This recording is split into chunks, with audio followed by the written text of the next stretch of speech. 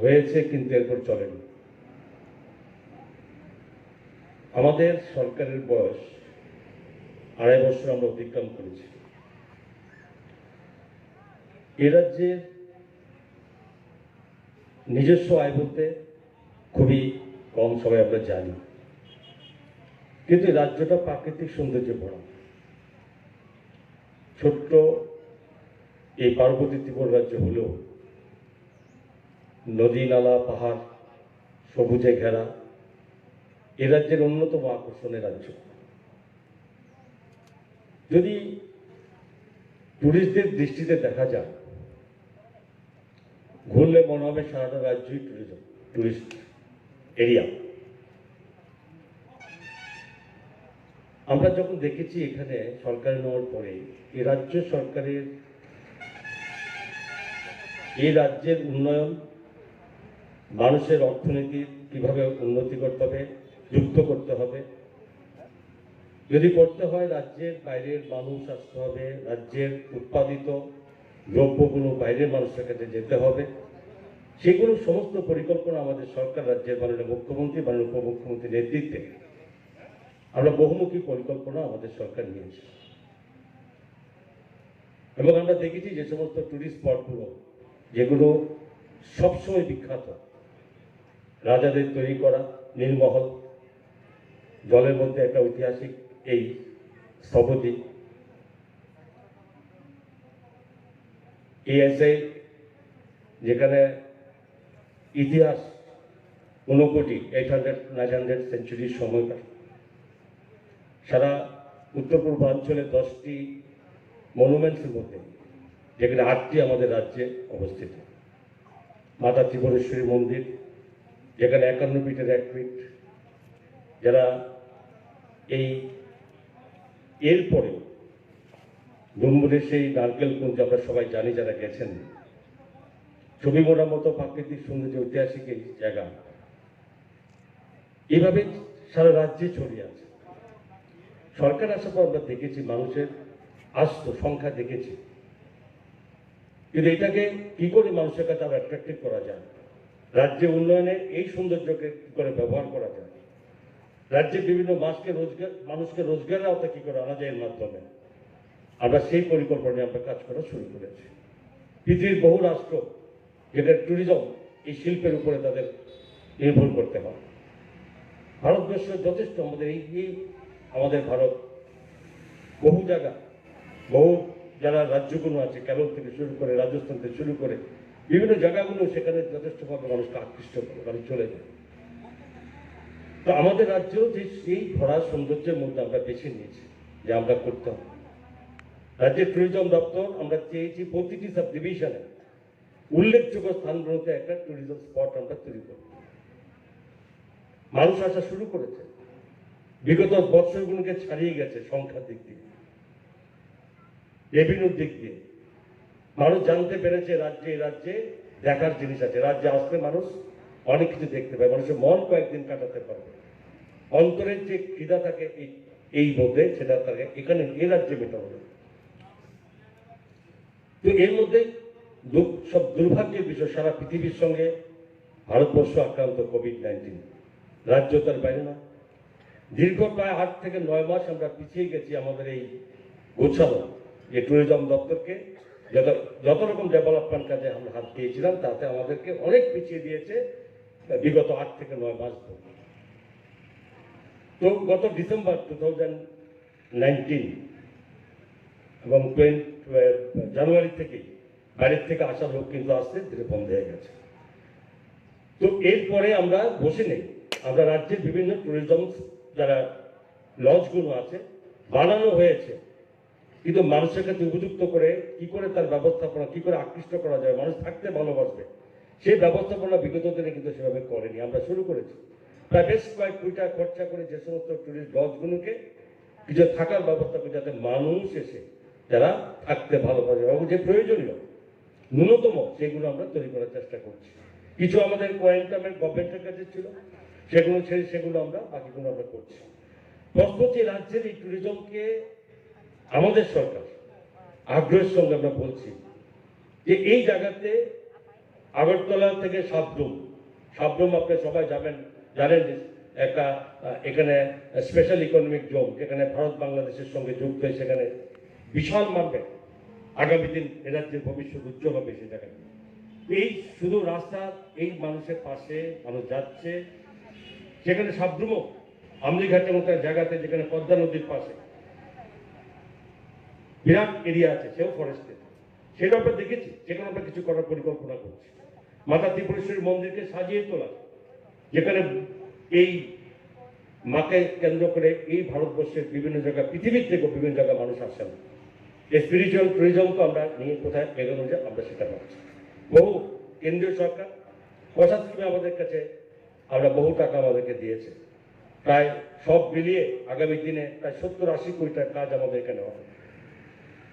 ছবি মোড়ার মতো জায়গাতে, সেখানে ছবি মোড়া মানুষের কাছে অন্যতম আকর্ষণীয় জায়গা, এবং সেখানেও আমরা নতুন বোর্ড, এই রাজ্যে যা ছিল না প্রথম এই ট্যুরিজম দপ্তর, সেগুলো আমরা শুরু করেছি।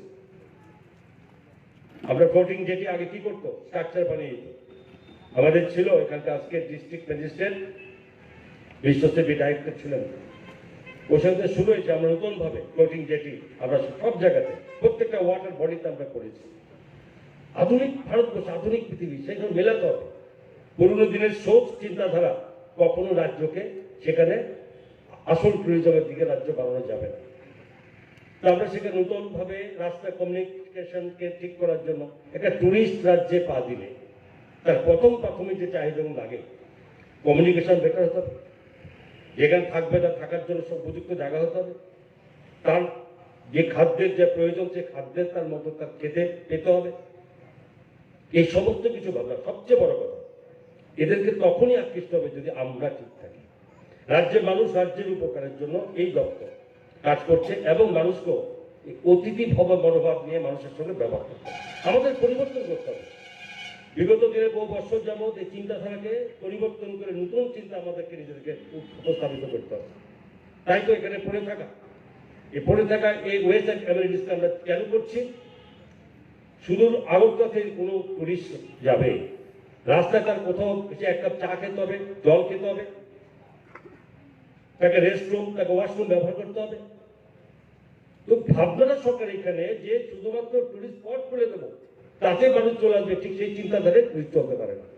তো ওইটাকে সঙ্গে যে লিঙ্ক, কি কি প্রয়োজন, কি কি সেই জিনিসগুলো একটা একটা করে আমরা সেগুলো ভেবে তৈরি করছি, তা চলছে। আজকে এখানে দেখছেন, আজকে আগরতলা থেকে সাবরুম পর্যন্ত যেখানে নতুন ভাবে দেখা যায় বহু মানুষ নিজেদের উৎপাদিত ফসল, কি ডাব বলুন, কি মানে ফল বলুন, এই সমস্ত রাস্তা রাস্তায় বসে গেছে। বিভিন্ন বাইরে বাইরে যদি আমরা যাই, বড় বড় হাইওয়েতে যাই, সেখানে আমরা দেখি কোন রাজ্যেতে এই কালচার, এই কনসেপ্ট এ রাজ্যে শুরু হয়েছে। আমরাও চাইছি যে এ রাজ্যের উৎপাদিত বিভিন্ন রকম বাঁশ বেত থেকে শুরু করে, হ্যান্ডিক্যাপ থেকে শুরু করে, এই সমস্ত কিছু মানুষের কাছে খুব আকর্ষণীয় জিনিস, এবং সেগুলো যাতে এ রাজ্যের থেকে মানুষ নেয়, আমরা সে ব্যবস্থা করার জন্য এই ট্যুরিজম দপ্তর আমরা চাইছি এই কেন্দ্রকে টুরিস্ট স্পট, বিভিন্ন জায়গাতে এই সমস্ত কিছু করতে, যে আমরা আমাদের দপ্তর আমরা ঠিক করেছি যে কারা যদি কোনো কেউ ব্যবসা করতে চায়, ছেলে মেয়েরা, তাদেরকে সাহায্য করার হাত আমরা বানিয়েছি। 5 লক্ষ টাকা মতো লোন দেওয়ার ব্যবস্থা করেছি, আমরা করে দেবো খুব অল্প সুদে, সেটা এই দপ্তর ব্যবস্থা করে দেবে। তবু চাইছি একদিকে রোজগার রাস্তা, একদিকে এ রাজ্যকে ট্যুরিজম হিসাবে আকৃষ্ট করে তোলে। আজকে এখানে দাঁড়িয়ে বলতে পারি যে ডুম্বুর নগরে হাত দিয়েছে বলেছে আমাদের ডাইরেক্টর, সেখানে নতুন প্রথম যেটা আপনার গোয়াতে গেলে, বড় বড় জায়গাতে ওয়াটার বলতে গেলে দেখবেন, আমরা যে এই ওয়াটার স্কুটার আমরা চালু করেছি, একটি মাত্র দিয়ে শুরু হয়েছে। আগামী কিছুদিনের মধ্যে আরো 4টি ওয়াটার স্কুটার এরা আসবে। সেখানে গেলে দেখা যাবে এখনই একটার পেছনে প্রচুর ভাবে ডিমান্ড। আমরা সেই মাত্র শুরু করেছি, সেটা আসছে। ডুম্বুর এই ওয়াটার বডি নারকেলগঞ্জ, অ্যালোগঞ্জ নারকেলগঞ্জ, এটা এ রাজ্যের সর্বোত্তম একটি ওয়াটার বডি ট্যুরিজম হতে যাচ্ছে।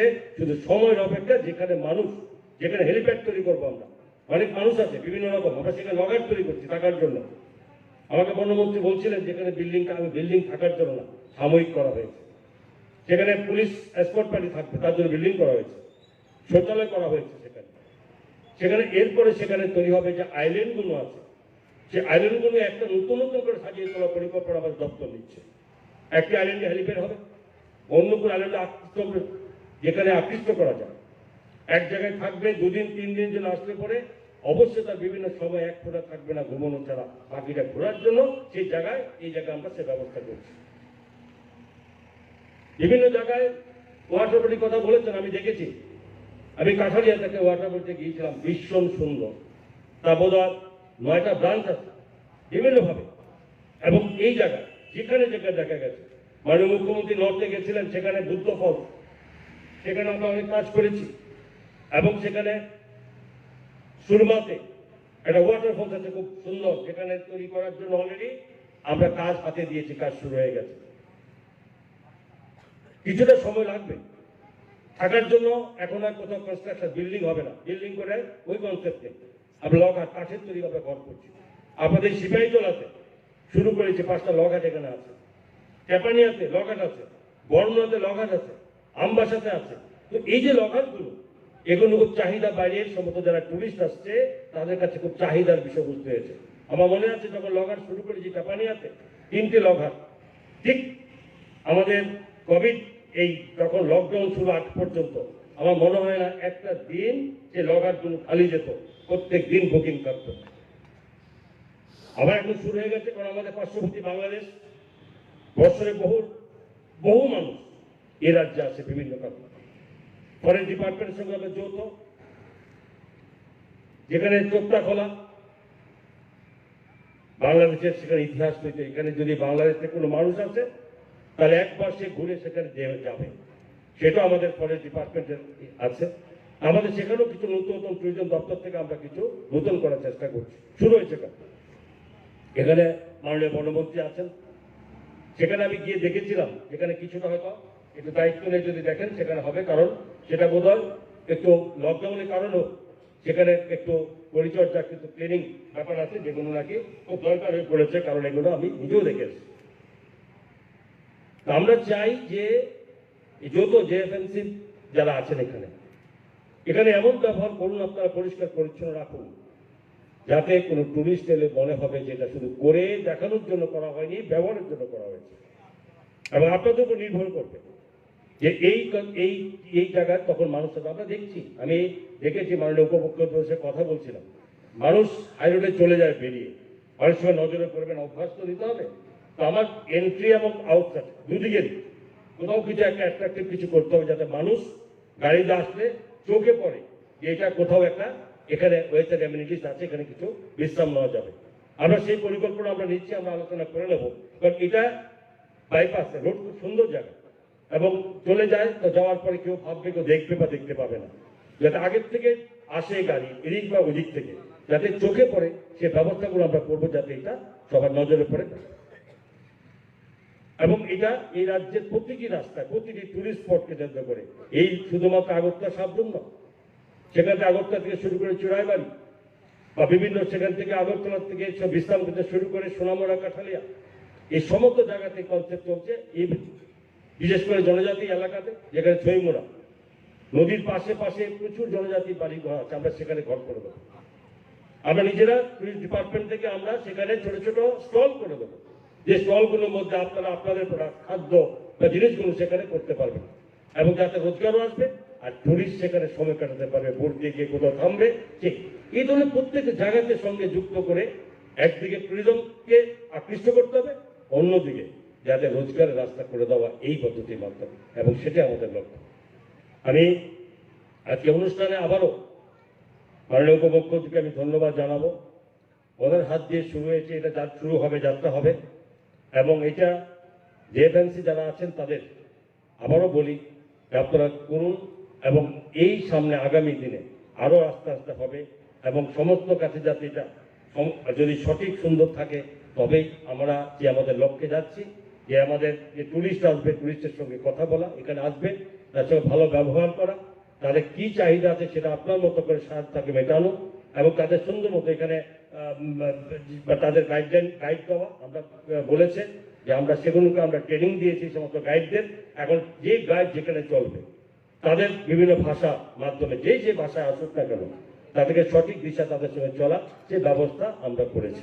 তা আমি সকলকে আবার ধন্যবাদ জানাচ্ছি এবং পরের ডিপার্টমেন্টের কাছে আবার অনুরোধ করব যে নিশ্চয়ই আমাদের এই যৌথ উদ্যোগকে যাতে আগামী দিনে আরো জায়গাতে, কারণ ইকো ট্যুরিজম আমাদের আমাদের আরেকটা টি ট্যুরিজম অলরেডি আমরা হাত দিয়েছি, তো স্পিরিচুয়াল ট্যুরিজম, অ্যাডভেঞ্চার ট্যুরিজম করুন, যেটা হোক সম্ভব রাজ্যে তাই আমরা করব।